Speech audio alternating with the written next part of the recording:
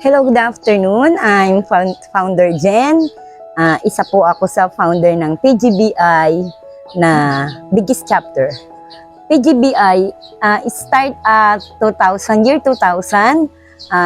Kami po ay nakargahan bilang isang guardians. My husband is nakargahan siya ng isang guardian noong 2003 and I am on 2017. PGBI is isang samahan, that is Philippine Guardians Brotherhood Incorporated. Samahan ng may mga puso, samahan ng nagkakaisa, may iisang layunin. Ang aming organization dito sa NAIC started on November. That was October. Yes, that is October 26, 2025. Nag-decide kami mag-asawa na bumuo ng PGBI biggest chapter dito sa lugar na to. Since 2 years pa lang kami dito sa NAIC, dahil andun yung puso namin bilang isang guardian, yon ginawa na, nagbuo kami ng nagsiserve sa community. Dati kaming nasa Gentry, meron kaming 340 members ng guardian, and it served also on the community. As of now, ang pagkakaalam ko, nasa 126 kami. And we encourage everyone to join with us kasi nga andun tayo sa peace and order to serve the community para maging maayos yung lugar natin. Saan po kayo nagsimula na nag-organisa nito ng ikot? Sa Pasinayan Northeast. We started on Pasinayan Northeast. That time, mabilis kami kasing lumago eh. We started at 11 person, then after a days and the weeks, dumami agad kami, naging more than 60 plus kami. On Pasinayan Northeast, nag-peace and order kami doon since November up to March. So nag-serve kami as peace and order doon sa Pasinayan Northeast, and then we created Prime North. So may mga coordination kayo sa barangay? Yes.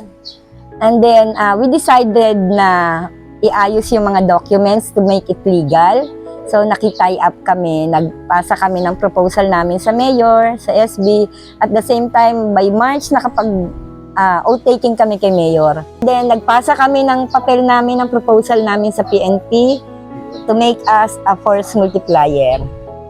So for now, we are a force multiplier also under PGBI biggest chapter, and we follow the rules kung ano yung ibinabasa namin. Since peace and order yung pinopromote ninyo sa community, bukod dito may mga iba pa kayong mga servisyo o mga kawang-gawang ginagawa ninyo, pagtulong? Yes, the last time it take from last month nag school supplies repacking. Saan yun? Sa Super 8 sa ni Mayor, under kay Mayor Maglitan. Bale, twice na po yun. Twice na kami repacking. And then, yes. Paano kayo nagkakaroon ng dyan? Paano yung budget ninyo? Actually, wala kaming budget. Galing sa sariling bulsa ambagan namin po. yun. Sharing kami kung ano yung kailangan ng grupo. Every monthly meeting namin, kami ng mga agenda namin, kung ano yung the best way na magagawa namin to serve the community. Like nga yung we are planning ng fogging.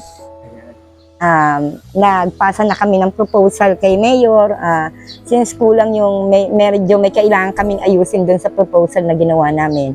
Papasa naman namin uli dahil yun nga ang gusto namin, to serve the community. Kung ano yung mga bagay na mas makakagaan na makatulong kami. Nagdurubin kami every 3 times a week sa force multiplier. So every night from 9 a.m. to 12 midnight, nagdurubin kami. Meron pa kami, kasi andito kami sa Prime North, dito kami nagsiserve as peace and order. At the same time, meron din kaming tent dito sa papuntang Hillsview, yung Bantay Basura. Ano naman yun, 10 p.m. to 7 a.m. Okay. Yun yung oras ng pagbabantay niyo. Tapos paano yan? Siyempre, toka-toka ko sino yung... Yes. Paano yan? Meron bang Meron ba silang allowance din? Actually, wala eh. pusa. Wala namang in-inform sa akin na may allowance na ibibigay. Siguro, Talagang Oo. kawang gawa talaga. pero pinapadala nila kami mga kape, asukal, May mga nagbibigay ganun talaga. merienda. Galing din kay Mayor yon. Kay Consi MM siyang nagdadala ng merienda para sa nagjo-duty ng gabi. So, pero araw-araw po kayo Yes. service sa government. Araw-araw kami. Paano nyo nagagawa yun? No? Parang wala naman kami mapapala dito. Siyempre, ibang tayo isipin na wala naman ako mapapala dyan. Sa simula, iisipin mo yun sa simula. Kasi wala ka namang income na papasok dyan Oh, yun. Most pa nga yung maglalabas ka.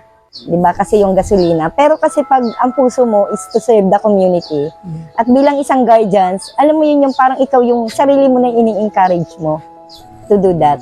Magaan sa pakiramdam. Masarap yung pakiramdam mo pag nakakatulong ka. Kumbaga, ito yung passion.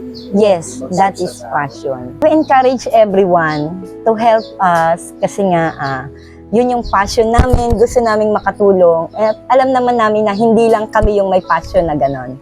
So, marami pa dyan. Kaya ine-encourage namin yung iba na kung gusto nilang sumama sa amin sa PGBI Big Kids Chapter, welcome po kahit sino.